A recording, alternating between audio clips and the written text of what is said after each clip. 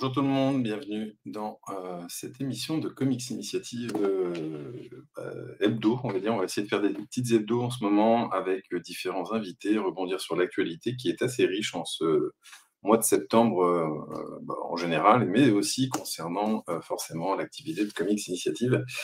Et le temps qu'on accueille notre invité et que je prépare le petit bandeau avec son nom, ça lui fera plaisir. J'en suis sûr en tout cas. Sachez que j'aime bien rappeler toujours ce qui est sorti récemment. Hop, il y a juste à peine allez, une dizaine de jours, le tome 4 de Money Shot de Tim Seeley et Gisèle Lagacé qui est arrivé en librairie. Un autre album dont on va parler avec notre invité, fin du suspense si vous n'aviez pas vu. Hop, on va parler de Titan Martel et Super avec Dominique Hennebeau dans quelques minutes. Et puis, c'est l'occasion aussi, profitons-en, de vous montrer un petit peu ce qui vient d'arriver, que vous allez découvrir allez, 3 semaines. Hop, on va commencer par, hop, le voici, le voilà, Palimpseste, parcours d'une adoptée en provenance de Corée. Hop, on va pouvoir vous montrer quelques images rapidement. Évidemment, là, c'est une image, vous voyez beaucoup de texte. Super bouquin, voilà, vous allez pouvoir le découvrir, on en reparlera prochainement. En tout cas, vous allez voir, très belle lecture. Et puis, autre belle lecture qui fait plaisir, l'album de Bones, très attendu, le dessous, un petit marquage avec un petit embossage. Hop, dos toilé, 300 pages, 304, il pèse son bras, il pèse son poids, pardon. C'est mon bras qui le tient. Voilà, on va vous montrer quelques jolies images de l'intérieur. Voilà. Ça c'est l'image partie 3. Voilà, donc on a fait un beau bébé que vous allez pouvoir découvrir prochainement. Hop, tiens, passant. La version collector un peu plus grosse, 32 pages de plus, bref. Je ne sais pas si on va voir dans mon angle, mais il y a plein de bonus hyper cool. Donc ça, c'est des choses dont on parlera prochainement. Hein, voilà. Tout comme on va en profiter juste l'espace d'un instant pour saluer Hélène. Tiens, hop, coucou Hélène, qui répond, on va pas dire souvent, mais toujours présent. Ça nous fait hyper plaisir. N'hésitez pas à commenter en tout cas et à poser des questions à notre invité que je vais faire apparaître. En fait, ça sert à rien de le faire attendre plus longtemps. Hop, tiens, attention au choc visuel puisque nous allons passer à 2. Salut Dom. Salut, bonjour à tous. Dominique Hennebeau, voilà, qui nous met son mail direct. Voilà, je vais voir si je peux pas les corriger. Donc, si vous voulez lui écrire, vous pouvez mettre ça. Pourquoi il y a mon mail comme ça? Il fallait juste que tu écrives ton prénom. D'accord. Mais non, mais en fait, je me suis connecté avec mon compte Google, je crois, et puis c'est ce qui apparaît. Attends, je sais pas si je peux pas te le modifier en sous-main, mais bon. Si, je peux te modifier ton nom, t'inquiète pas. Je vais mettre mon adresse, mon numéro de téléphone. Exactement. Si vous voulez joindre Dominique pour des demandes et des questions, n'hésitez pas, il est disponible. Voilà. Merci. Merci, Michael. Après, oui, effectivement, on va faire comme dans les émissions, on va balancer les portables, tout ça, c'est les numéros de portable. T'as raison. Parce qu'à ce moment, ça n'arrête pas d'appeler. Alors, pour le coup, hop, on l'a fait en matinale, on va essayer de faire ça maintenant un petit peu plus en journée qu'en soirée pour, on va dire, des amplitudes horaires un petit peu compliquées pour tout le monde. On essaiera de rediffuser évidemment ces lives, que ce soit en soirée, en tout cas à d'autres moments de la journée sur Twitch. Mais l'idée qu'on a là, en tout cas si Dominique est là aujourd'hui, évidemment, ça va être pour nous parler de sa nouveauté. Hop là, Titan Martel est super, on va en parler en long, en large et peut-être même en travers. L'idée, c'est aussi qu'on vous présente un peu l'énergumène qui m'accompagne sur l'écran. Tu me dis si je dis des bêtises, Dom. Dominique. Énergumène, ça me va. Ça te va. Fais gaffe, j'ai un petit truc. J'ai une petite vanne à un moment qui peut être assez. On va tester un petit truc à un moment. Bref. Dominique, à l'origine, est originaire du nord de la France et réside à présent dans l'Anjou, à Angers, plus précisément, et un parcours qui n'est pas vain dans le milieu de la bande dessinée. Tiens, est-ce que tu peux nous parler, Dom, un petit peu de la manière dont tu as commencé? Comment t'es arrivé là, en fait? Comment tu t'es dit, la BD, c'est pour moi? C'est mon Alors là, univers. c'est comme tout dessinateur avec des lectures et envie de faire la même chose, quoi. Enfin, recopier les tuniques bleues, Lucky Luke et compagnie. Et après, c'est un long parcours. Alors, quand tu dis tout ça, c'est les tuniques bleues, etc., etc. C'était tes lectures, en fait? C'est des lectures que tu gardes de Ah, ta jeunesse? ouais, c'est les lectures de base, mais vraiment, enfin, moi je parle de ça, j'avais quoi, 8 ans, un truc comme ça. Ouais. Et après, les lectures forcément évoluent, mais ouais, à un moment, je me suis dit, ouais, j'ai envie de faire ça, quoi. Je crois que j'ai dû tomber sur des pages de Flash Gordon ou je sais pas quoi, et je me suis dit, waouh, il n'y a pas que Lucky Luke en fait, mais j'adore Lucky Luke, hein, mais et du coup, vers 12-13 ans, je me suis foutu en tête que j'allais faire ça, quoi. Et niveau lecture, c'est quelque chose que tu as fait évoluer? C'est une fibre comme ça, un petit peu, qu'on appelle traditionnelle au niveau franco-belge que tu as gardé? Comment Bah, ça a je me suis évolué? très vite intéressé, enfin, je suis devenu tout à fait ma boule, quoi. Enfin, j'ai épluché, enfin, tout ce qui m'intéressait, c'était, enfin, très vite, c'est les auteurs, en fait, plus que les personnages. Je m'étais acheté un petit dictionnaire de la BD. Je le lisais comme un roman, quoi, alors que c'est un dictionnaire, quoi. Tu Et, voulais. et du coup, j'ai découvert plein de noms que je connaissais pas forcément et que après, selon la biographie du gars, je me disais, ah, c'est qui ce gars-là? C'est qui Richard Corben, là? J'ai jamais vu. Et quand je suis tombé dessus, je me suis dit, mais c'est pas possible, qu'est-ce que c'est que ce truc? Enfin, voilà, ça s'est fait un peu comme ça, mais j'étais tout de suite obsédé par les auteurs, en fait, et comment ils y étaient arrivés, et pourquoi pas moi. C'est une chose que tu as gardée, en fait, ce côté, moi, je suis plus un auteur, on va dire, presque qu'une série, parce que euh, depuis, tu as élargi ton spectre de lecture, tu lis un peu de comics, par exemple, et en lisant des comics, en général, tu as tendance plutôt à te focaliser sur le travail d'un artiste, d'un auteur, autrice, peu importe. Ouais, bah, les comics, c'est arrivé comme tout le monde, les gens de ma génération, c'est que je suis tombé sur un Strange. Alors, j'ai pas du tout suivi l'histoire, hein. J'ai eu juste un Strange, avec une histoire des Quatre Fantastiques, je crois. Ouais, et c'était une histoire de pirates. Et j'avais trouvé ça génial. Je trouvais ça à la fois vieux et moderne. Mais je me suis arrêté là au niveau d'Estrange. Et après, j'ai lu deux, trois trucs de super-héros, mais pas tant que ça, quoi. Je me souviens d'une histoire de la Veuve Noire par Georges Pérez. Et deux, trois trucs comme ça. Un flash des éditions Haredi, parce que les éditions Haredi, ils étaient à Tourcoing. Ils ont traduit énormément de choses. Et Tu moi, les j'étais connaissais bien? encore, alors j'étais juste à côté, quoi. Et donc voilà, mais pas tant de. Mais j'ai plus été happé par les Bernie Wrightson et compagnie, quoi. Enfin, Richard Corben. Quand j'ai Ah, c'est découvert Spécial USA, en fait, je me suis dit, oh la vache, c'est. On peut faire ça. Ouais, on peut faire ça. Et il y avait je me souviens d'une histoire de.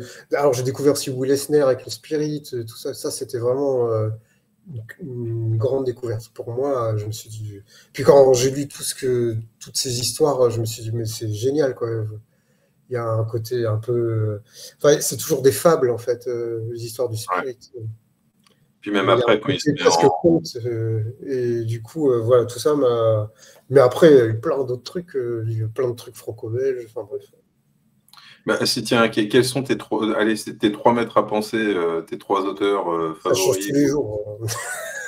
Alors aujourd'hui, c'est qui aujourd'hui, justement? Ouais, il y a Boris Bezelin, il y a non, Tony et Alors, on a Marion. Non, non, non, mais franchement, salut, pas les copains. d'accord, pas les gars. Ça change tout le temps. Là, ça, une semaine, j'étais obsédé par JG, par exemple. Ouais. Et son côté touche à tout. Et alors lui, dans le genre, je suis pas les séries et je fais ce qui me plaît, c'est pas mal quand même. C'est, voilà, enfin, Coloris. ça change tout le temps, quoi. Euh, Ouais, j'ai une période un peu franco-belge en ce moment, les vieux albums, les trucs qui tiennent en 48 pages, où tout est dense, et où en général les fins sont expédiées, on dirait qu'il n'y a pas de place pour la fin. et qu'à la fin, ça se termine. Alors qu'avant, il y a eu des milliards de trucs qui se sont passés, quoi. Et c'est marrant de retrouver ça, quoi. Et tiens, Ouais. et d'ailleurs, tiens, si j'arrive à faire à peu près ce sur quoi je m'attelle juste à l'instant, bon, ça m'énerve, je trouve pas exactement ce que je veux le faire autrement. Hop. Ton attachement on va dire, à la BD franco-belge, il est aussi lié à ton parcours, parce que à, à plusieurs reprises, on va dire, tu as travaillé un petit peu dans. Tiens, je vais faire apparaître une petite personnage Ouais. auquel tu as eu un lien tout particulier. Je Si pas tu... fait grand-chose. J'ai juste fait une Ouais, page. mais tu peux expliquer comment J'ai arriver à... travaillé. Alors, attends, Dom, je propose un quiz. Qui est ce personnage mythique? Sauras-tu le reconnaître? C'était Snoopy. Et non. Et non. Et donc, tiens, hop, pour le coup, on va montrer, je vais mettre ensuite l'image qui correspond au pourquoi 2. Donc, pourquoi il ne se met pas? Pourquoi il se met pas? Si, c'est bon. Voilà. Donc, voilà, entre guillemets, le lien Astérix. Le personnage, vous l'aurez reconnu, sinon, bah, écoutez, faut faire une belle séance de rattrapage. Mais en tout cas, en tout cas, tu as un lien avec Astérix. Tu peux nous expliquer en quoi et comment tu es arrivé là? J'ai Monsieur Hennebeau. j'ai travaillé pour un studio qui s'appelait le studio Etc. Etc. ou etc. Je ne sais plus. Et du coup, ils avaient une commande pour remettre en couleur de façon entre guillemets plus moderne. Je ne sais pas si c'était plus parce que en fait, c'était pour le marché allemand. Ils voulaient refaire toutes les couleurs de tous les albums. Du coup, ils engageaient des gens. Et moi, je me suis pointé là par l'intermédiaire d'un gars que je connaissais. Et du coup, j'ai juste fait une page test. Et après, on m'a mis sur Astérix et les Bretons. Mais donc, j'ai fait une page, la page je crois, où ils sont dans une auberge. Et après, on m'a mis sur une autre série de Uderzo et Goscinny qui Ouais. s'appelle Géant Pistolet. Et du coup, là, j'ai fait plusieurs pages par contre. Mais j'ai fait qu'une page d'Astérix. Ouais, Voilà, tiens. c'est ça. Il y a mes pages là-dedans. Et pour J'ai galéré, quoi, j'ai galéré. C'est vrai, on a fait beaucoup sur cette série? C'est une quinzaine, je crois. Parce qu'on était plusieurs sur la série, quoi. Ouais. Et Et, et pour le coup, ça fonctionnait comment? Parce qu'on sait que malgré le fait que ce soit un studio qui remettait à jour les couleurs, euh, l'idée, hop, tiens, on a un bonjour de l'atelier virtuel à qui nous saluons également, oui, chaleureusement en tout cas, leur présence. L'idée entre guillemets de refaire les couleurs, ce genre de choses, est-ce que derrière tu avais un retour ou il y avait un lien, une validation qui était faite par Uderzo ouais. derrière? Non, je sais plus, je me souviens plus. C'était surtout le patron qui regardait. Alors lui, il me reprochait que mes couleurs elles faisaient trop Disney. Alors, j'étais très surpris par sa remarque, quand même. Mais Ouais. et en plus, Uderzo, il vient de là aussi, de Disney, donc c'est curieux de me le reprocher. Mais bon, mais après, ce monsieur, je l'ai retrouvé il y a des années après. Et c'était quelqu'un de très gentil. Et c'était marrant de le revoir. Mais son retour, le retour d'Uderzo, je crois qu'il se faisait surtout sur les ancrages des pages d'Astérix, je pense, parce que je crois que c'était quelqu'un du studio qui faisait, je ne sais plus. Enfin, mais non, je ne l'ai pas vu personnellement. Il n'a pas débarqué dans le Pas-de-Calais pour voir ce qu'on faisait. Euh, c'est le patron qui était en lien avec lui, Ouais. essentiellement. T'as pas croisé Albert Uderzo qui t'a dit bah Non. écoute, c'est pas terrible ton truc là en fait, tu peux me refaire ça Mais s'il en te fait, plaît? c'était des choses. Je me souviens que les personnages étaient faits à la gouache. Et tout ce qui était décor était fait à l'encre de couleur. Et il fallait absolument faire des dégradés dans les ciels et tout ça. Et c'était fait sur cette série-là, c'était fait au pinceau, mais sur Astérix, c'était fait à l'aérographe. Ok. Et l'un comme l'autre, c'était une galère. Parce que Et l'aérographe, il fallait faire des caches, tout ça. Et pour Géant Pistolet, les ciels et tout ce qui était fond devait être souvent dégradé. Et puis, il fallait aller vite. ça séchait en un temps record. Il fallait pas faire de tâches. Oui, c'est ça le truc. Il fallait pas faire de tâches, quoi. Et Et moi, ça, je pour le coup, galérais avec ces tâches. pour le coup, que ce soit sur Astérix ou que ce soit même sur Jeanne Pistolet, tu les as fait sur quelle période, en fait, ça correspond à quelles années, selon... Début des années 90, je sais plus, 94, 95. Ah non, je dis n'importe quoi. Non, c'était en début 2000. Début 2000? Et Ouais. pour le coup, derrière, dans la foulée, si je dis pas de bêtises, t'as profité, on va dire, peut-être de ta proximité dans la région pour travailler avec Hop. Est-ce que c'est ensuite que ça s'est enchaîné avec Ouais. Bambou? Ouais, parce que c'est Xavier Betaucourt qui est le scénariste. Cherchait un dessinateur, et bon, vous aussi. Ils ouvraient une nouvelle collection qui s'appelait Angle de vue. Et Xavier, lui, il faisait une émission BD dans une télé régionale. Et du coup, Ouais. il voulait se mettre au scénario. Et puis, à force d'interviewer des scénaristes et des dessinateurs, bah, voilà, il a eu le virus. Et du coup, j'ai fait aussi pareil, des planches tests. Et puis, voilà, on était parti pour 2 tomes avec cette histoire, l'histoire de Amara Selali, donc, qui était parti presque d'un coup de tête, comme bouclier humain, pour faire barrage à George Bush. On en parlera peut-être. En fait, c'est depuis le début que t'aimes bien être engagé, en fait. Non, c'est pas que j'aime bien être engagé, c'est que tout me sort par les yeux, les oreilles, ça me, ça me visse les viscères. Du coup, Ouais. voilà, c'est physique.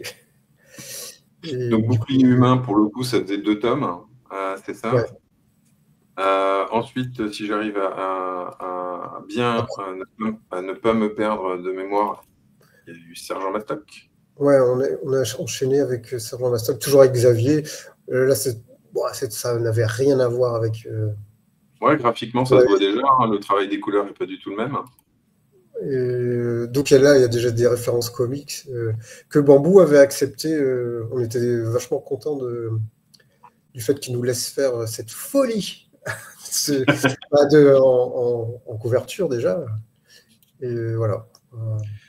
Il y a eu aussi. Alors là, pour le coup, à chaque fois sur ces albums-là, en fait, tu as toujours, on va dire, sur le travail de colo avec. Lorsque c'était dans l'atelier, tu travaillais sous supervision, on va dire, du patron, du chef du studio, je ne sais pas comment on appelle ça, Ouais. un chef d'atelier, entre guillemets. Là, ensuite, avec. Sur Bouclier Humain que je montrais précédemment, là, et sur Sergent Mastock, pardon, tu étais en collaboration avec Xavier Betaucourt. Mm. Ensuite, tu as commencé à te mettre en solo avec l'album Les Désaxés. Ouais, j'ai toujours fait des petites histoires à droite à gauche. J'ai longtemps été dans Psychopathe aussi. Ouais, J'ai essayé d'être le plus régulier possible. Il y a eu une petite aventure à la même période de Fluide Glacial qui n'a pas duré longtemps. J'avais fait 2 pages sur un scénario de Zidron. Et ouais. après, quand Arg est arrivé, ouais, j'ai envoyé des pages et du coup, ils Et m'ont récupéré. il y a eu Ils pas m'ont mal récupéré. de choses avec Arg sur lesquelles tu as bossé. Il y a alors, les revues en même temps. Ah, le silencieux non activé de Tony. J'arrive même pas à le... Oh, c'est pas vrai. J'arrive pas à le dégager. Je lui ai Un dit live. pas en plus, c'est idiot. Bref. Tu disais quoi, Michael? Pardon. Je te disais, avec Arg, pour le coup, ça, on va dire, tu as bossé régulièrement. Alors, peut-être que pour ceux qui Alors, ne connaissent pas, j'avais commencé la Arg, première. c'était une revue. Voilà, une super revue dans laquelle il y avait quand même pas mal d'auteurs qui participaient, de profils, de styles différents. Ouais, c'était La Liberté Totale. Pour moi, c'était un peu Fluide Glacial, mais en punk, tu vois, avec une approche beaucoup plus rentre-dedans, Ouais, puis il y sans... avait un truc, il y avait un lien. Mais c'est pas. Éteins-le. J'ai baissé le son en plus de ce truc. Et puis j'arrive même pas à...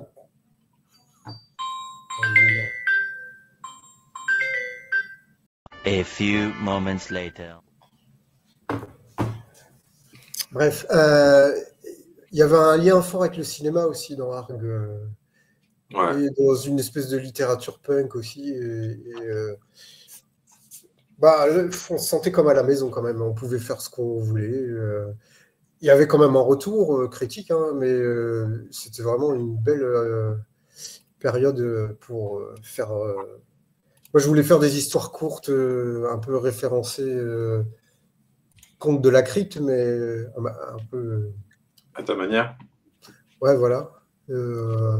Puis c'était aussi, c'était quand même une période un tout petit peu difficile d'un point de vue vie quotidienne, quoi. Et du coup, cet aspect-là m'a motivé pour faire ce type d'histoire où j'avais l'impression d'être entouré par que des gens malveillants. Enfin bref, c'est trop long. Enfin, puis je ne vais pas m'étendre là-dessus, mais ça m'a vraiment nourri sur le type d'histoire un peu dégueulasse, quoi, qu'il y a dans cet album. Et du coup, Arg m'a permis de faire ça, quoi. Et puis Pierrick Starsky est quelqu'un d'adorable, et puis voilà, enfin, que je le remercie de m'avoir accueilli dans ce fabuleux journal. Enfin, qui n'est pas un journal, c'est ce qu'on appelle, comment on appelle ça, un MOOC. Un MOOC. Ouais.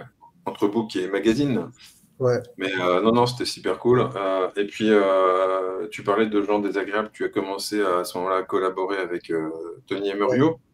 Ouais. On connaît bien chez nous pour être très désagréable. Délicieusement désagréable. Ça, c'était votre première collaboration, Drunken George?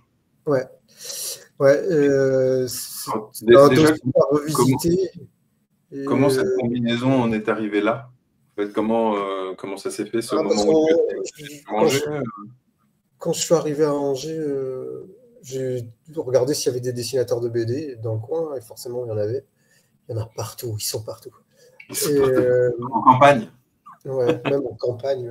Enfin bref, c'est bon. Et j'ai vu qu'il y avait un atelier qui s'appelle toujours la boîte qui fait bœuf. Et du coup, Tony faisait partie de cet atelier. Et puis, je suis allé voir pour voir si je pouvais en faire partie. Ils m'ont accueilli. Et alors voilà. Alors, au début, on se reniflait le cul, quoi. Non, non, ce que je veux dire par là, c'est qu'on s'observait un peu comme ça, plutôt, avec méfiance. Ouais. Mais après, il m'a proposé cette histoire, et puis je trouve ça rigolo. Et encore une fois, ça a permis aussi d'expérimenter, parce que j'avais fait un découpage un peu, entre guillemets, poussé, mais qui restait quand même assez à l'arrache. Et je m'en suis servi pour que ça soit les pages, quoi. Du coup, c'était de la bidouille avec des grilles au feutre. Enfin bref, se fait sur photocopie, après rescanner, travailler sur ordinateur. Mais ça a un côté un peu... Enfin, l'impression est un peu sombre. Un petit peu sombre, ouais. Je pense que entre nous, je pense que l'impression, le papier, ouais, du coup, a pas réussi à compenser on va dire, ouais, effectivement, l'aspect sombre des planches. C'est peut-être un album à refaire, entre guillemets. J'aime bien dire, en allumant un peu la lumière à droite à gauche pour qu'on puisse bien percevoir toutes les nuances de dessin. Donc du coup, pardon, Drunken George, fut votre première collaboration avant d'enchaîner sur une seconde, toujours chez Monsieur Popcorn. C'était Samy Parade. Votre approche? Ouais, mais on voulait faire... ça devait se paraître aussi chez Popcorn, et on voulait faire quelque chose de vraiment comme Picsou Magazine, avec des jeux, des trucs. Ça, c'est le grand truc de Tony aussi, c'est qu'il aime bien le côté ludique et tout ça. Et on était parti pour ça, avec des fausses pubs, des coupures avec des petites BD, mais l'histoire principale devait être un peu agrémentée avec tout un tas de gadgets, en fait. Mais on a migré chez un éditeur belge, dont je ne me souviens plus du nom. Non, moi je vais le faire à ta place. Monsieur Popcorn, pour le coup, a été repris en main par les éditions Kenes, donc un éditeur belge, pour le coup, et qui, pendant quelques années, a proposé vos albums avant d'un peu arrêter toute sa partie BD il y a peut-être 2 ans, je crois, 3 ans peut-être, j'imagine. Et en partant plutôt, en se réorientant sur un côté de littérature que j'appelle un peu sensationnel, avec des livres, avec comment on appelle ça, des stars. Non, je ne sais pas si c'est une star, un médecin légiste, voilà, vraiment des trucs ciblés.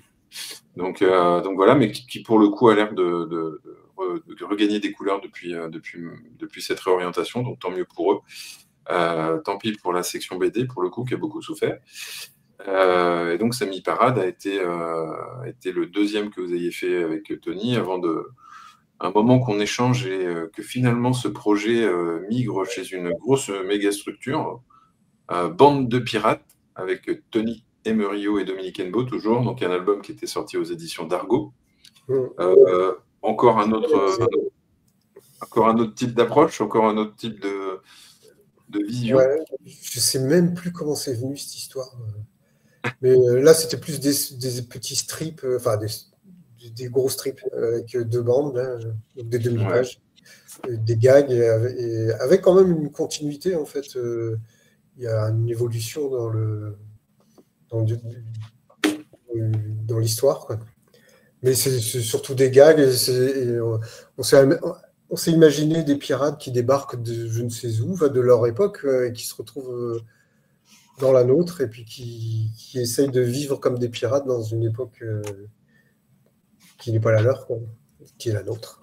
Voilà. Créer des anachronismes pour provoquer du rire, hein, principalement, de l'effroi, non, pas là. Voilà.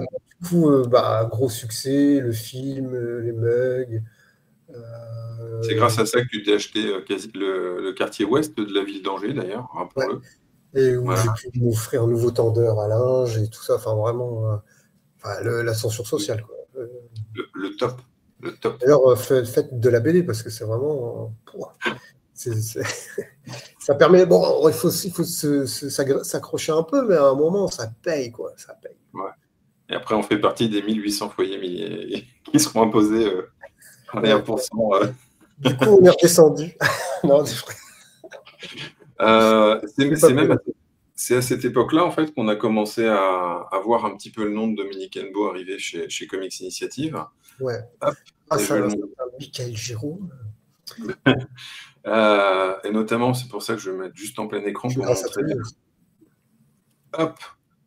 Non, c'est pas cet écran-là que je voulais faire. Bon, écoute, on va faire autrement. On va se remettre à 2. Voilà. Il y a Laurent qui est là. Je vois qu'il fait un Ah bah oui, je n'ai pas viré le commentaire. Voilà. Moi, je lui ai déjà dit bonjour. Hop. Paria, en fait, techniquement, tu es apparu dans Paria. Je retrouvais notamment la petite page de strip où on voit le nom de Dominique Hennebeau notamment apparaître avec la petite histoire.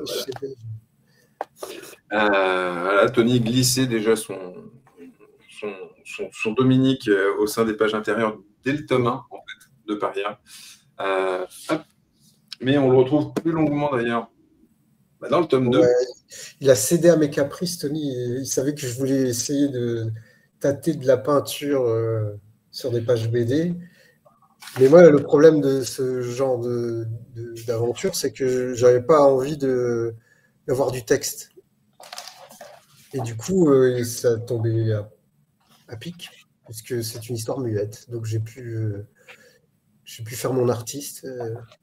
Il m'a donné l'occasion de faire de la peinture dans la BD.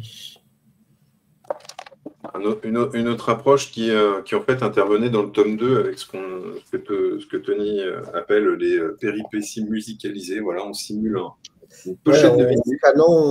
Il y a une musique qui accompagne la lecture. Exactement, et donc, hop, sans tout aller au bout, parce qu'il y a quand même des surprises, je vais essayer de montrer en gros plan, je ne sais pas si ça passe bien en termes de résolution, quelques-uns des visuels que tu avais réalisés pour l'album. Et puis, même pour parler, pour l'anecdote, c'était même apparu là-dedans. Ouais. Oui, oui. Ouais, j'étais Pour un content. fan art pour toute la série. Voilà, Le on gars, il avait avait l'air ravi. Je sais plus comment il s'appelle, le dessinateur. Ed Luce, voilà, donc auteur, ça c'est le deuxième volume, Blood and Metal. Hop, tiens. Oh mince, complètement pas, je remonte des fesses. Sa communauté avait l'air ravie. Donc on avait proposé à à différents auteurs de réaliser, tiens, ça c'est Jocelyn Billard qui avait réalisé les deux visuels. Hop, il y a... Ah oui, c'est vrai qu'il faut cacher Laurent et hop, regardez à la droite, d'ailleurs c'était Tony qui l'avait réalisé celui-là. Et on va montrer, finir hop, en montrant celui qui avait réalisé Dominique, voilà, qui a bien fait rire. D'ailleurs, voici l'envers. Voici l'auteur, bon, dans un accoutrement étonnant pour, j'imagine, une soirée Halloween. Voilà, ça permet de remontrer un album. Voilà, on est sur du comics indé pur jus. C'est humour 2000 degrés. Voilà, c'est assez cool. Et puis, l'auteur était ravi de voir que son personnage, plutôt même ses personnages, étaient repris par différents auteurs français. Ça, il a grandement apprécié. Et puis après, avant de parler, par ailleurs, de Stan Martha, elle est super. Hop, tiens, je vais faire un petit truc. Il y a un autre album, en fait, qui est sorti il y a quelques temps maintenant, sur lequel tu es intervenu. Et là, il va me dire, bah, tu parles de quoi? Hop, pourquoi j'arrive pas à le mettre en grand? Ah, voilà, on va pouvoir partager l'écran, je vais vous montrer. Puisqu'on va pouvoir en montrer un petit peu avant de passer à Stan et Martha. Je pense qu'avec le faux suspense, tu as compris de quoi il s'agissait, Dominique. Oui, Team 1, voilà, hein, excusez-moi. Quête de l'oiseau du temps. Voilà, tac. Il s'agit du coup d'une histoire de solidarité.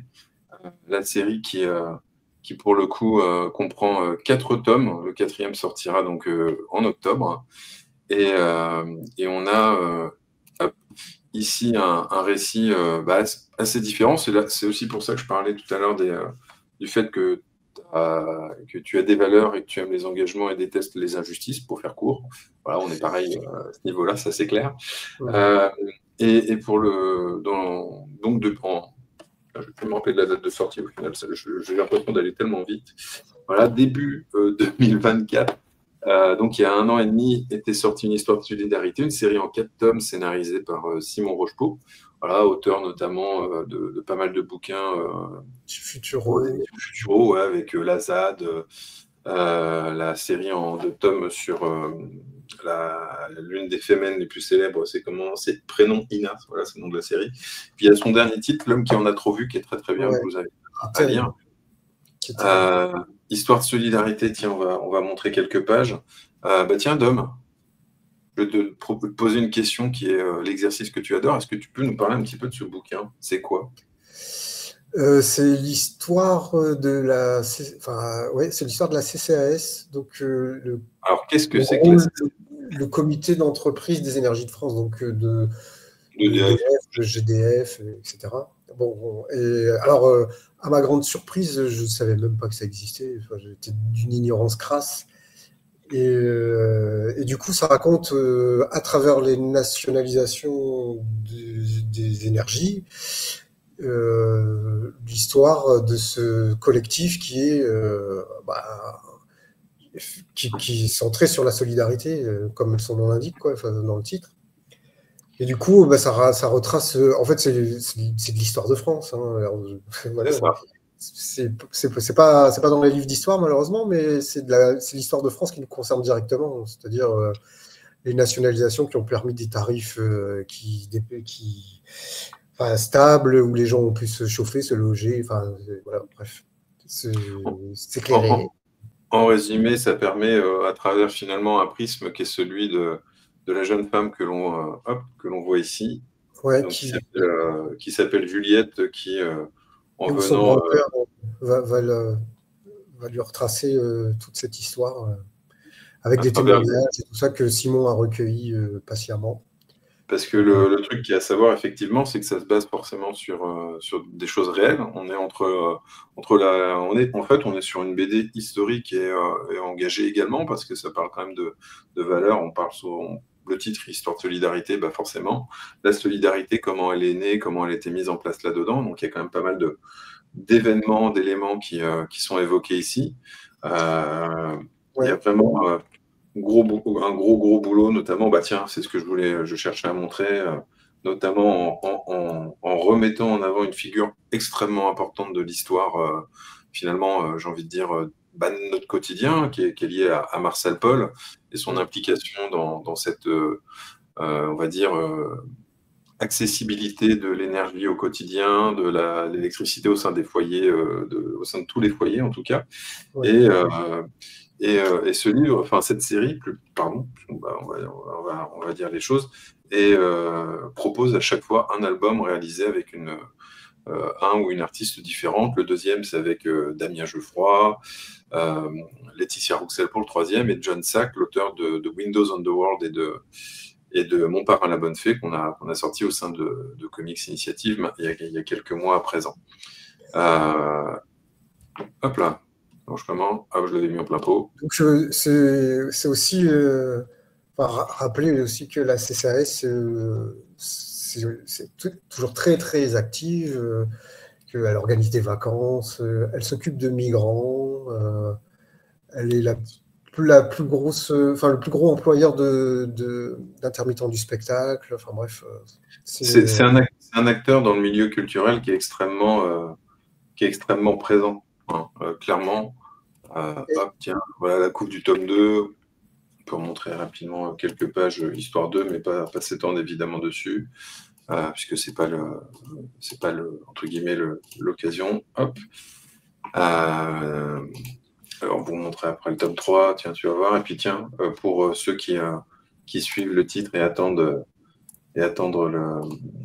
l'arrivée du tome 4, tiens, je vais montrer la même chose pour montrer qu'on a à chaque fois eu des visuels très différents, en fait, travaillés dans des esthétiques différentes, certes, mais en tout cas avec un vrai fil conducteur qui a été tissé par Simon.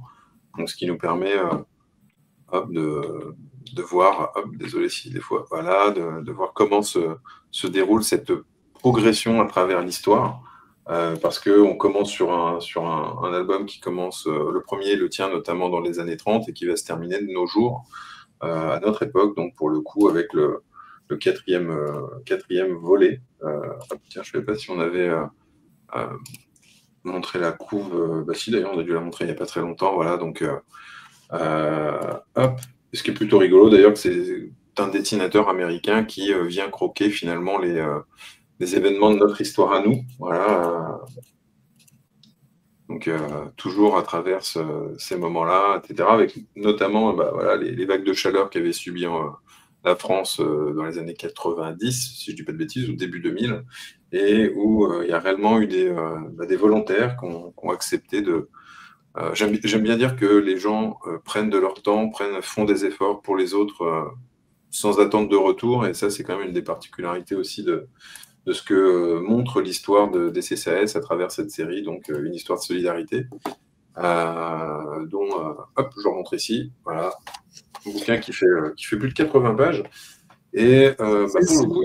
je voudrais aussi dire que c'est grâce à Laurent qui m'a tuyauté là-dessus. C'est lui qui m'a passé le... Je ne connais pas Laurent. Laurent, mais si, Laurent Lefebvre, ouais, salut, il y a quelques... Donc, ouais, parce que c'est vrai que, comme on a souvent, on va dire, travaillé avec les CCS, notamment Laurent, avec l'album Refuge, voilà, donc, tiens, je vais peut-être mettre un petit lien pour que si les lecteurs veulent aller voir à quoi ressemble le Refuge sur le site web de Comics Initiative. Faut pas hésiter, hein, clairement, parce que c'est un super album et qui permet notamment de parler de toutes les personnes, des réfugiés en fait, à travers les deux vagues que sont les vagues issues de la jungle de Calais et également de l'invasion russe en Ukraine, avec voilà, l'hébergement, comme on a permis à ces personnes de ne pas se retrouver dehors, en tout cas comment les CCS leur ont proposé finalement via les centres de vacances notamment des hébergements dignes. Voilà. C'est aussi, ça reste dans la continuité, parce que la CCAS, ça s'occupait aussi des enfants, des orphelins juifs dont les parents avaient été exterminés. Enfin bref, c'est une continuité. Pourvu que ça dure, la CCS. Ouais, exactement. On se rend pas compte en fait du poids de cette. Non. Ah, tiens, regarde, à propos du tome 1, en tout cas, ouais, un petit commentaire de Laurent, ce qui doit te faire plaisir. Bah oui, je pouvais que accepter, c'est un cadeau.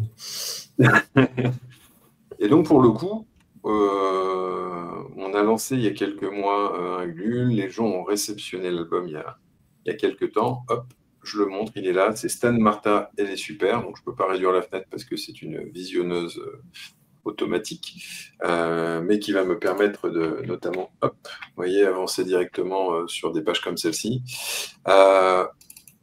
Tu peux nous refaire un petit peu, peut-être, comment il est né ce projet, comment tu es arrivé à venir te dire, je vais le présenter à Mickaël, je suis sûr qu'il va adorer.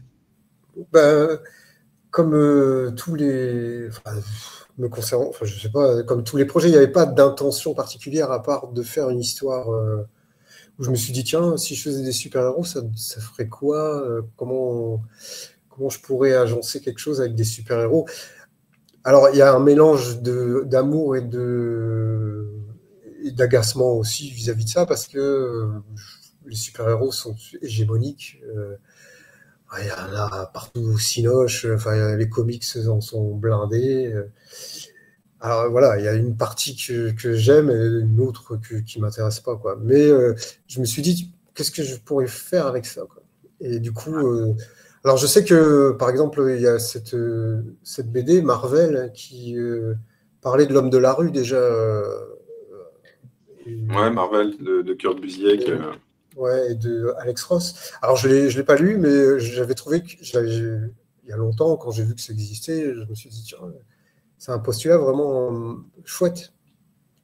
Et du coup, enfin, tout ça, je me suis juste dit, bon, bah, on va, qu'est-ce que je vais faire avec ça? Puis c'est venu naturellement. J'ai commencé à faire les 16 premières pages, un peu presque enroulé. Mais non, en fait, j'ai pas fait de découpage, j'ai juste écrit des en-têtes de chapitres avec ce qui se passait, etc. C'est de ce titre-là dont Ouais. Dominique parlait, le Marvel, qui est. Du coup, j'en ai fait un. J'imagine que il y a des gens qui vont trouver ça bizarre, quoi, comme bouquin, quoi. Mais mes références sont plutôt de l'ordre de gens qui sont des accidents dans l'industrie du comics, presque. Genre Ted McKeever, Teddy Christiansen, tous ces gens-là. Que voilà, Teddy Christensen qui avait fait un super bouquin, hein, d'ailleurs, sur Superman. ouais. Et puis c'est House of Secret chez Vertigo Ouais. qui m'avait tapé dans l'œil Tiens, il y a attends, longtemps. Et en fait, voilà, je me suis dit, je vais faire mon comics Vertigo. Ça n'existe plus, Vertigo, malheureusement. Mais je vais faire modestement. J'essaie de vous montrer les petits visuels. Le Superman, ça, c'était en France, il était sorti. Je me demande si Urban Comics l'avait pas sorti sous le C'est un nom oiseau. de C'est un oiseau, ouais, c'est ça. Tiens, pour vous montrer un petit peu ce que c'était dit Christensen. C'était un super bouquin d'ailleurs. C'était marrant que tu le cites parce que Attends, où elle est la coupe? Sous certains aspects, je pense que si on se penche dans la lecture de Stan Martha est super, il y a quelques séquences effectivement où on va peut-être parler de l'histoire avant d'avancer sur là où je veux aller. Mais Faire une parenthèse, ce que j'aime chez ces gens, c'est que les super-héros, en général, imposent un dessin mastoc de puissance et tout ça, machin. Et eux, ils sont dans tout le contraire, ils sont dans la fragilité des structures, de l'image et tout ça. Et je trouve que c'est assez rigolo, quoi. Donc voilà. Enfin, bon, pardon. Mais t'es là pour parler, hein, t'inquiète pas, t'excuses pas non plus. Non, et donc, ouais, ce que j'allais dire là-dessus, c'est que, hop, on a avec Stan Martha, elle est super. Hop, pourquoi je mets ça? C'est pas ça que je voulais. Voilà, je voulais revenir là-dessus. On retourne en réalité sur un sujet qui n'est pas traité de manière frontale. On n'est pas sur de la parodie de super-héros comme on peut l'avoir, comme on peut l'avoir eu dans Fluid notamment quelques reprises. Alors il y a y a un ton décalé qui, évidemment, qui est le tien. Ta manière de raconter les choses, le découpage là qu'on voit extrêmement dynamique aussi. C'est là où le côté, je dirais, comics a une certaine prise aussi, même si on va dire, tu peux le revendiquer ou pas. Mais c'est vrai que voilà, on va rapidement arriver dans le récit, puisque on commence en réalité voilà, dans une banlieue française d'une ville moyenne dont personne ne se rappelle trop le nom et où personne Non, ne c'est va. pas trop où ça se passe en fait. Je sais pas. Je sais Et, plus. et pour le coup, en fait, on voit effectivement ce décorum avec un super-héros protoman qui se bastonne avec d'autres héros, jusqu'à ce que finalement le jeu de la narration fait que tu nous ramènes effectivement sur cette case regarde-moi ces andouilles, hop. Et là où on va découvrir réellement du coup les deux personnages qui ornent le titre de l'album, Stan et Martha. Pourquoi parler des retraités? T'as encore le temps? Bah, encore une fois, c'est juste le fait que ce soit des retraités, c'est venu de l'idée que si je dois faire du super-héros, qu'est-ce que je vais faire? Et du coup, c'est venu comme ça. J'avais pas d'intention particulière. Je me suis dit, qu'est-ce qu'il y a de plus opposé à des gens qui se tapent dessus en costume moulant? Deux vieux. Enfin, je sais pas. Tu tapes dessus en collant? Non, Mais je n'en ai pas vraiment, en fait. C'est juste que j'essaye de me dire, bon, qu'est-ce qui pourrait être rigolo à faire, c'est tout. Mais comme on peut pas faire autrement que ce qu'on est, donc du coup, il y a forcément, ouais, il y a du détournement de genre, enfin bref, je peux pas m'empêcher de salir, ou pas de salir, mais de, de tordre. C'est ce qui est intéressant, en tout cas, moi, ce qui me marque d'emblée, c'est quand tu présentes les personnages avec d'emblée une caractérisation qui est extrêmement forte, en fait. C'est-à-dire que Stan, t'as Stan qui est quand même un râleur, invétéré, et de l'autre côté, on se retrouve avec une Martha qui accepte presque tout de manière ouais, ouais, c'est bien, c'est bien. Enfin, tu vois, ce côté un peu nonchalant qui est souvent le cas, en fait, dans des couples. Euh, et pour autant, tu les recontextualises toujours, on va dire, dans des situations légèrement différentes dans leur quotidien. Là, ils ont quand même le risque de voir leur immeuble s'effondrer, comme quand, malheureusement, des inondations, des orages, enfin, des drames peuvent se passer à droite à gauche. Euh, En gros, tes personnages, tu les as parfaitement ancrés. Comment tu les as fixés de ton côté? Encore une fois, On s'inspire toujours un peu de soi, on dit dans les personnages, mais c'est pour ça que je dis que on fait ce qu'on est, quoi. Et, si on y voit pendant un côté un peu de traiter de choses d'actualité et tout ça, c'est pas vraiment mon intention, c'est juste que c'est des choses qui me traversent, alors je les restitue. Mais je me dis pas, je vais parler de l'urbanisation ou de la désurbanisation ou de je sais pas quoi. Je me dis pas ça, je me dis juste comment je vais faire avancer mon histoire. Et comme je suis traversé par ça, ça se retrouve dedans, comme par magie. non, ça permet de parler voilà, en sous-texte, évidemment, hein, que tu le revendiques ou non. On parle quand même effectivement Parce de que, la situation pardon, sociale des retraités. Non, je t'en prie, on parle aussi des médias, parce que je zoomais volontairement avec ouais, cette... ça, le truc média, qu'est-ce qui m'est venu à l'idée enfin, qui m'est resté, c'est la lecture de Dark Knight, quand j'avais lu ça, quand c'est sorti, là, bon, c'était de nouveau, Frank quoi. Miller, de Ouais. Dark Knight Returns de Miller. Du coup, Ouais. inconsciemment, j'ai restitué ça. Ça, c'est évident. C'est comme j'ai été traversé par ce Dark Knight en question. Inconscient. Enfin, je me suis dit, bon, je suis sûr que si je fais un truc avec de la télé, ça va faire référence à Dark Knight, mais c'est- Moi, ça fait j'aurais dit partie. c'est un Dark Knight modernisé avec des intervieweurs de CNews, mais Ouais. bon, le niveau également on Moins va dire, pire que ça. qu'ils ont, mais... Mais, Et là, on le voit également ici, tu vois, sur cette première page du deuxième chapitre. Tu nous montres également une situation sociale dans un quartier qui va pas bien. On le voit, hein, il y a souvent le bordel, etc., les confrontations avec les forces de l'ordre. En fait, ce qui est intéressant, je trouve, dans Stan et Martha, c'est que sous le prisme de nous montrer une sorte de critique, caricature de ce que tu peux aimer ou même clairement détester dans ce qu'on va retrouver chez les super-héros, tu nous montres un sous-texte sociétal qui est quand même hyper présent de nos jours. Ça, c'était un choix volontaire ou tu t'es dit non, il faut que je raconte quelque chose qui soit crédible d'une façon, ou tu improvises en mode tiens, bon, on va faire ça. Comment tu y as pensé à ça? Ça peut paraître, encore une fois, fumiste, hein, mais je me dis pas, je vais faire ça pour ça. Enfin, je me dis, si je fais ça, ça donne quoi? Est-ce que ça va être intéressant? Ah ouais, ça va être marrant. Et hop, et je le fais. Si ça tient pas la route pour X raisons, je le fais pas. C'est juste l'unité de mesure, c'est ça.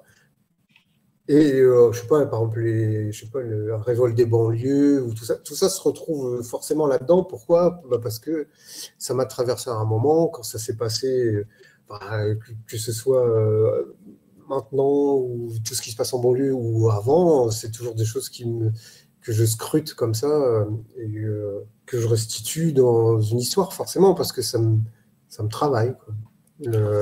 Et du coup, il n'y a pas d'intention, il n'y a pas de plan, il n'y a pas de « Ah, j'ai parlé de ça. » C'est obligé que je parle de ça parce que ça me traverse. Ouais. C'est autant une envie narrative qu'un exutoire aussi d'évoquer ces sujets-là en dessin. Ouais, et puis, il y a forcément un petit côté exutoire aussi, oui. Mais comme c'est des choses qui m'inquiètent ou m'intéressent, je sais pas quoi, je vais forcément les restituer. C'est l'avantage de tout ça, c'est que de faire ce genre de faire de la bande dessinée, c'est que je vais pas raconter autre chose que ce que je suis. Je peux pas faire Corto Maltese, je suis pas Hugo Pratt, j'ai pas voyagé tant que ça, j'ai pas été en Papouasie, je sais pas où. Donc du coup, je peux pas parler de Hugo Pratt. Il parlait de ce qu'il traversait aussi. Je sais pas s'il avait des intentions particulières. Il racontait beaucoup de choses. Il suffit de voir des interviews de lui et on sait aussi qu'il y a un mélange de réalité et de fiction, que lui-même il sait plus si c'est vrai, si c'est pas vrai. Tout ça, c'est des trucs qu'il traverse. Donc il peut raconter ce qu'il veut. Ça appelle à un imaginaire, quoi. Voilà. Et donc puis, du coup, je me compare pas à Hugo Pratt, hein, j'entends. tu as le droit. Hein, je suis bien plus fort que lui, ça va. Ouais. Mais ouais, voilà, enfin, je suis toujours un peu. Après, tout existe. Hein. Il y a des gens qui ont des intentions bien particulières, qui se disent tiens, je vais parler de ça, et qui bâtissent une histoire autour et tout ça. Mais moi, c'est pas mon cas. C'est quelque chose. C'est parce que comme ça me traverse, j'en parle naturellement, comme une conversation presque. Je me dis pas tiens, je vais parler de ça avec machin. Tu vois, Ouais. ça devient naturellement. T'as pas l'air convaincu. Non, mais c'est que je sais que tu le fais réellement comme ça. Donc, Ouais. ce qui est en soi étonnant, parce qu'en fait, on met, comme on le disait tout à l'heure, on met toujours enfin, en création, en tout cas, on met toujours beaucoup de soi, et que ce soit pour aller dans une direction ou d'une autre, en fait, il y a son propre caractère, ses souvenirs de ce qu'on peut faire de notre quotidien, qui vont être mis à certains moments du récit, que ce soit à travers un personnage, à travers une situation ou autre. Et pour le coup, c'est malgré, entre guillemets, le caractère fantastique lié aux super-héros, je trouve qu'on a une histoire qui se tient bien au niveau sociétal, social, et avec des personnages qui restent réalistes dans leur comportement. Donc cette alliance des deux fait que on a un titre ovni presque, qui couronné d'un style qu'un lecteur qualifie de cradingue maîtrisé. Voilà, je cherchais son expression. Coucou Antoine. Je vais faire plus cradingue, je crois. La prochaine sera vraiment crado. Non, mais ouais. C'est gentil, ça me va bien, crado maîtrisé. Et puis c'est un bouquin qu'on a, moi je trouve en tout cas plutôt bien travaillé aussi. Si vous ne l'avez pas pris en main, je trouve qu'il est hyper agréable. Voilà, ça c'est les petits secrets. Puis on s'est amusé à faire des contextualisations, pages de garde, etc., que je trouve assez cool en vrai.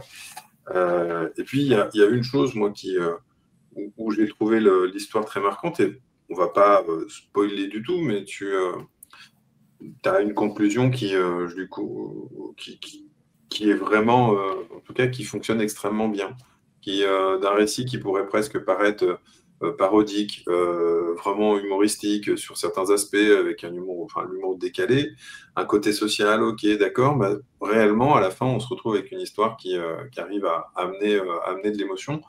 Ça, c'est pas forcément un terrain sur lequel tu étais habitué, non?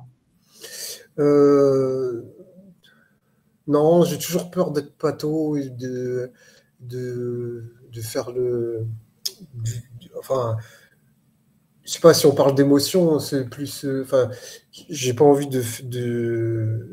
j'ai un problème avec la sensiblerie et tout ça, machin. Ouais. Et j'ai pas envie de tomber dans le pâteau et dans le truc facile et tout ça. Donc, j'occulte ça souvent, mais là, je m'y suis mis. Je sais pas ce que ça évoque. J'ai l'impression toujours de faire le malin quand je fais ça. Non, bah Mais écoute, c'est pas le pas cas. quand je fais ça. Là, la fois où je l'ai fait, je me suis dit, bon, ça passe ou ça casse, fais ce que tu sens. Voilà. Mais c'est vrai que j'ai pas l'habitude de faire ce genre de choses. Ça y tombe pas, t'inquiète pas. C'est la vieillesse, ça, je crois. Bah, c'est ça, On devient sage. on lâche des trucs qui n'étaient pas prévus.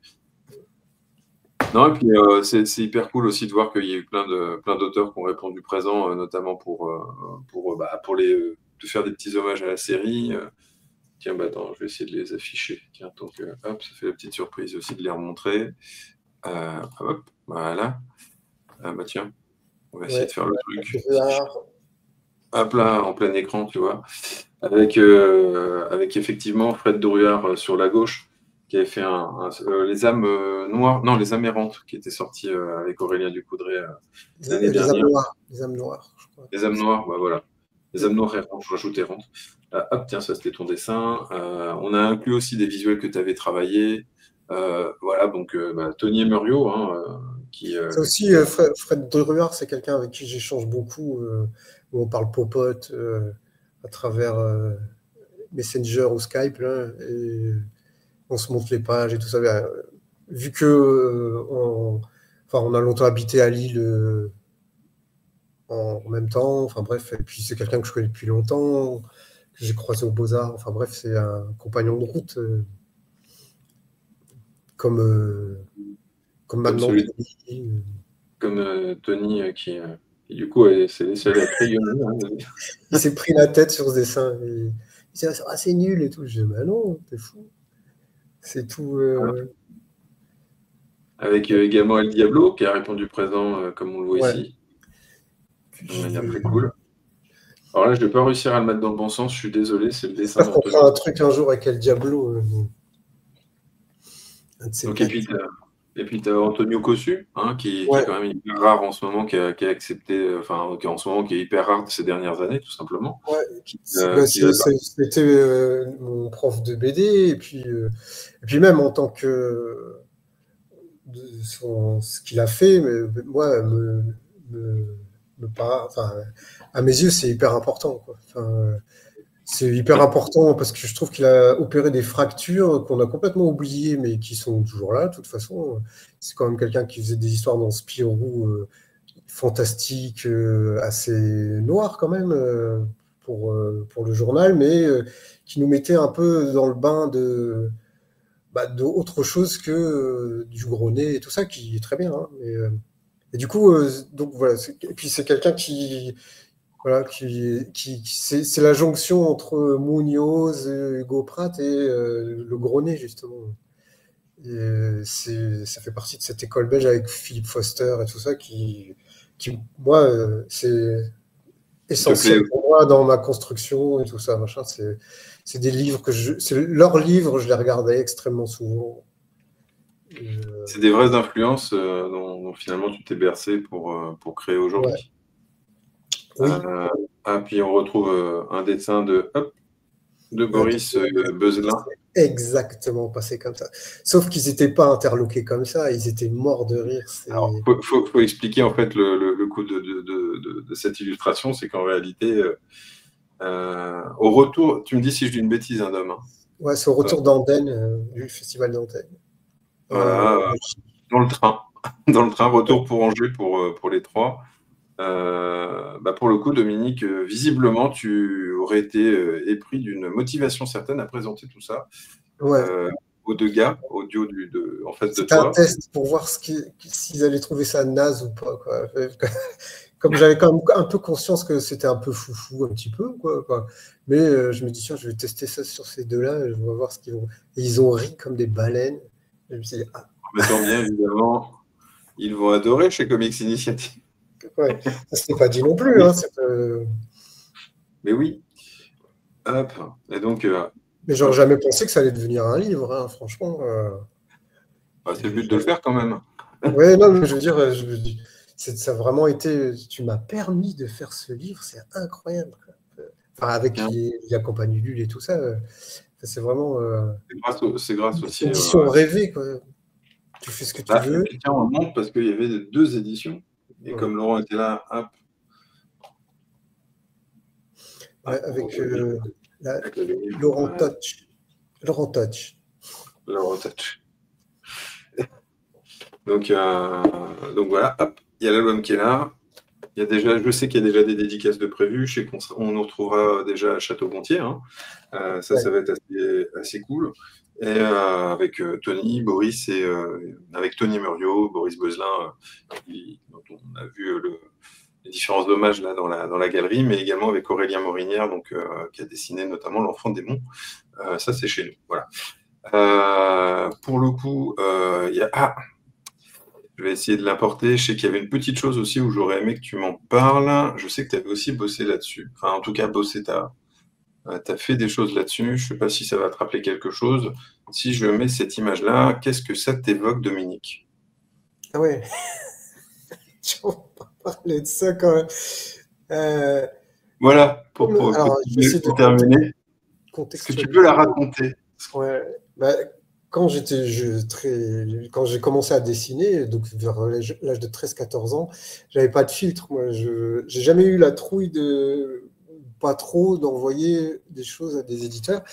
Et j'avais bien conscience du fait que j'étais limité à 14 ans et que je pouvais pas prétendre à faire un album ou je sais pas quoi.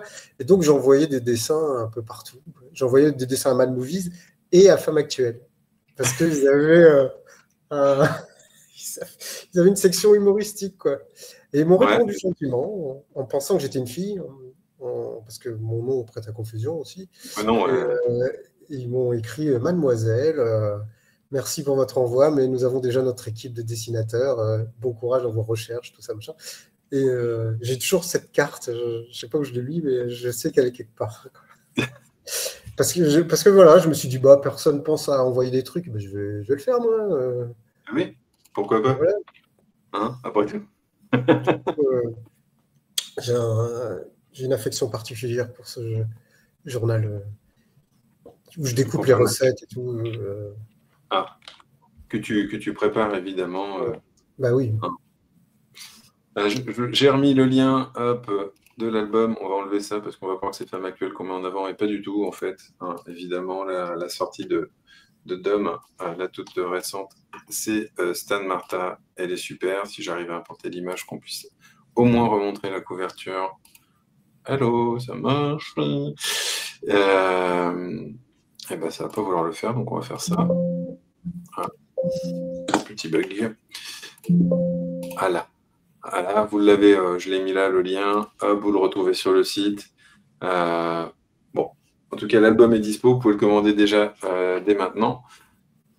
Hop, et en plus, vous voyez, incroyable, dès 65 € d'achat, la livraison est offerte. Voilà, hein, on se croirait au téléachat. Bref, en tout cas, c'était cool. Est-ce que toi, Dominique, tu as des choses que tu aimerais dire auxquelles je n'ai pas pensé de questionner sur Stan Martha? Elle est super. Non, j'espère que ça va. Enfin, j'espère que il y a des gens qui vont s'y retrouver, quoi, qu'ils vont passer un bon moment en lisant. Parce que moi, je me suis bien amusé. Hein. C'était une aventure, vu que il n'y a pas de découpage, vu que j'ai rajouté des tas de trucs entre-temps. Et la vraie fin, elle n'avait pas été pensée du tout au début. Voilà. J'ai tout rajouté. Mais c'est ça qui est génial avec. C'est peut-être un peu avoir un peu de métier, c'est que après on déroule l'histoire comme ça et que on se sent quand même libre et c'est très amusant. Voilà. Après, j'espère que que les gens vont s'y retrouver, quoi, qu'ils vont s'amuser un peu. C'est pas de la parodie, c'est pas un truc qu'on se fend la pipe, c'est tout plein de petites choses, quoi. C'est un mélange de tout, en fait, Stan et Martha. Stan, Martha, il est super, et réellement, c'est un moment de lecture, en fait, où on peut réellement aller chercher, que ce soit des références à droite, à gauche, hein, que ce soit en termes d'univers, en se disant, ah bah moi, je connais bien les super-héros, on se fout de ma gueule ou pas, en fait, dedans? Bah, pas vraiment, en fait, si tu connais, tu y vois autant un Non, hommage non, non. qu'une Ouais, c'est ça, critique, quoi. presque Après, il y a un truc des- que je retrouve souvent, c'est, enfin, je ne sais plus qui m'a renvoyé ça, mais il y avait l'idée de psychologiser les personnages, de leur donner une psychologie, tout ça, machin. Et ça aussi, j'ai essayé de pas trop tenir compte de tout ça parce que je trouve que il faut, enfin, avoir de la psychologie de personnage, c'est parfois un peu comme un cahier des charges, quoi. Il n'y a pas de cahier des charges pour faire une histoire. On peut très bien être perdu dans une histoire et pas et se demander qu'est-ce que le gars a voulu dire, se gratter un peu la tête, c'est pas grave. On peut y prendre ce qu'on a envie d'y prendre ou pas. Hein. On peut être énervé parce qu'on se sent volé. On se dit, mince, qu'est-ce qu'il a voulu raconter, cet imbécile, je comprends rien. Ou se dire, avoir un sentiment étrange de lecture. Enfin bref, c'est une histoire, ça peut être plein de trucs. C'est pas obligé qu'il y a de la psychologie, qu'il y a des. C'est pas obligé qu'on réponde à toutes les questions. Enfin bref, après, il y a un minimum, hein, évidemment, mais voilà. En tout cas, c'est une vraie histoire avec un vrai début, un vrai milieu Oui, et une bien vraie sûr. fin. Alors Oui, même oui, qu'elle bien sûr. Mais ce que je veux dire par là, bon, c'est que c'est pas une. Ouais, il y a des histoires que j'ai pas tout pigé. J'ai trouvé ça génial, quoi. tu as des exemples? Tu veux dénoncer des gens? Euh, Attends, qu'est-ce que. Non, j'ai pas d'exemple. Ah, je suis vraiment dans la merde là. Ou même des séquences, il y a des séquences du GoPro par exemple, où tu te dis qui tu veux dire, mais en même temps ça t'embarque. Ouais. Par exemple, hein, des Ted McKeever, il y a des côtés des fois presque atmosphériques, quoi. Euh, plus que qu'il n'y a Comme tu pas disais, dans les- d'enjeu énorme et tout ça. C'est juste une ambiance, quoi. Euh, Ceci dit, il y a des histoires de Ted McKeever qu'il a fait pour Marvel, par exemple, qui sont vraiment hyper marrantes, où il casse les jouets qu'on lui a prêtés, là. Et j'ai trouvé que c'est certain. Enfin, en fait, j'en connais qu'une, mais elle est vachement gonflée, quoi. C'est juste une courte histoire parue dans Stanley Présente, un truc comme ça. Et j'ai trouvé que c'était très rigolo. Mais enfin, Ah, tout ça pour dire que on n'est pas d'ailleurs, tu me obligé. Tu me fais penser évidemment, est-ce que le choix des prénoms des personnages, que ce soit Stan et Martha, est Non, involontaire? non, c'est pas, c'est pas j'ai pas pensé du tout à Stanley non plus. Disons que j'aime Le bien. chien s'appelle Kirby, j'y ai jamais pensé. Si, là, mais Stan, c'est parce que ça sonnait bien, je sais pas. J'ai plus même presque pensé à Stan Laurel, je sais pas pourquoi. Mais Stanley m'est pas venu naturellement Immédiatement, ouais. en tête. C'est les autres qui me le rappellent. Et puis je me suis dit, bah oui, c'est évident qu'on va penser à Stanley. Mais moi, j'y ai pas pensé, quoi, plus que ça, quoi. Je suis pas en religion avec les comics. Je suis en religion avec rien du tout, quoi. Je pioche partout, quoi. Et Martha, pareil, pour le coup. Martha, je sais même pas. Je pensais à une tarte et puis ça m'a fait penser. Je sais pas. Je sais pas. Franchement, je sais pas. Ça m'est venu comme ça. Je me suis dit Stan et Martha. En fait, j'ai essayé de trouver deux noms qui se. D'ailleurs, c'est toi qui as trouvé le titre Stan, Martha et les super. Bah, on en a cherché plein. Ouais, mais Mais c'est toi. Il y avait même eu carte vermeille et je sais plus quoi. Non, mais il y avait plein de trucs où on s'est gratté la tête et c'est toi qui as trouvé Stan Martha, il est super. Mais Stan et Martha, c'était juste que ça sonnait bien. Ça faisait. J'aime bien les. SM. Les SCM. Ouais.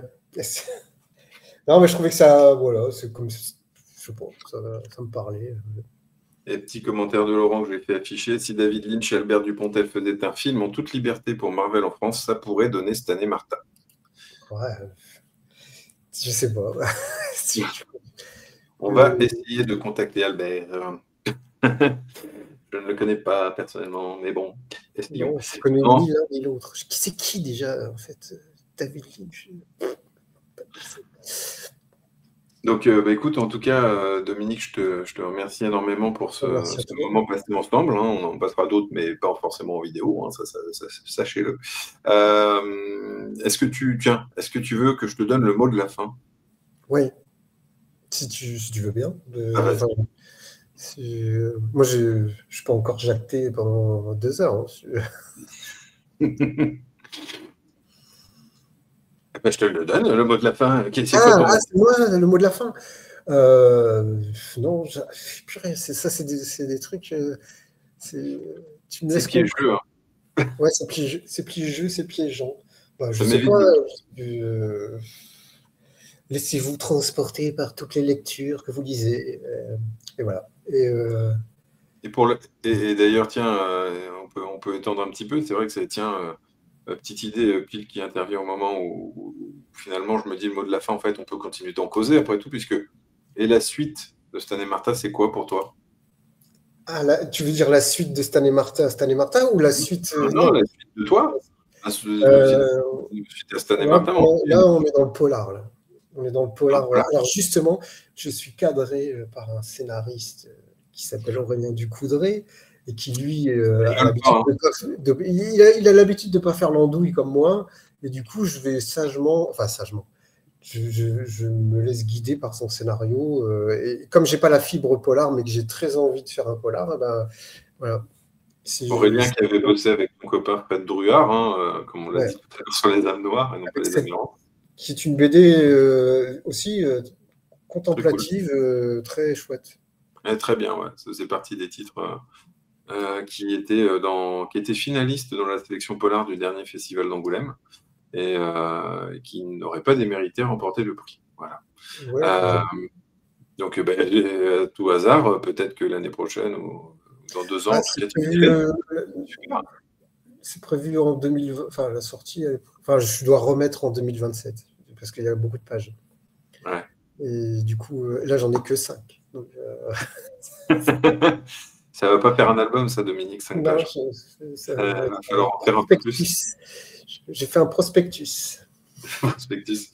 Mais écoute, non, c'est cool en tout cas de voir qu'en tout cas, on va avoir un autre univers passé sous ton coup de crayon, tes coups de crayon. Et en tout cas, voilà, on est encore en plein dans la sortie de Stan Martha, elle est super. Donc, n'hésitez pas à aller le trouver en librairie, à aller le lire, le feuilleter. Vous allez voir, c'est un très bon album, à l'embarquer. Évidemment, après être passé à la caisse, parce que sinon ils ne seront pas contents, nos amis libraires. Écoute, là, pour le coup, c'est moi qui vais conclure avec le mot de la fin. Je te remercie une nouvelle fois, Dominique, d'avoir été présent. Merci à toi. D'être présent pour ce live. Et puis, écoute, pour le coup, je peux déjà annoncer que on fera un live la semaine prochaine. On va réannoncer le créneau précis. Ce sera peut-être le même que celui-là, d'ailleurs. Ce serait plutôt sympa d'entériner un petit peu ce créneau matinal. Et ce sera donc avec Philippe Touboul, qui est le traducteur donc, de la série Love and Rockets chez nous. Je l'ai vachement suivi dans ses vidéos quand il faisait partie de Arkham Comics, ouais. Je regardais ça religieusement et je l'ai trouvé très rigolo, les deux. Et puis en même temps, il me donnait envie de lire tout plein de trucs. Monsieur maintenant fait de la traduction. Ouais, c'est un très très bon traducteur, Philippe, et on en parlera la semaine prochaine de comment, à l'époque, j'ai fait le choix de prendre tel ou tel traducteur ou traductrice sur la série Love and Rockets. Bah, tu lui feras un poutou. Voilà. Je ferai un gros poutou, évidemment. Donc, on parlera de Love and Rockets, de la série, là où on en est, qu'est-ce qu'il en sera dans le futur. Voilà une Tout BD. ça s'arrête, on ne sait pas. Enfin, si moi, je sais. Et en tout cas, on en parlera, tout ça. Donc, voilà. Donc, ça, ce sera très cool. Et puis, bah, il y a d'autres choses, d'autres émissions, en tout cas, on va dire, qui nous trottent dans la tête. Donc, on va continuer à essayer d'en faire régulièrement pour faire plaisir à un max de personnes. En tout cas, un max de personnes qui, en tout cas, assistent à ces lives, dont Hélène, voilà, que je remercie pour sa présence, évidemment, régulière, comme je le disais en début d'émission. Voilà. Bah, écoutez, on va terminer. On va raccrocher. Hein. On balance le petit générique et puis en tout cas je vous dis à très bientôt et encore merci Dominique et tout le monde d'avoir assisté, participé. À bientôt. Ciao.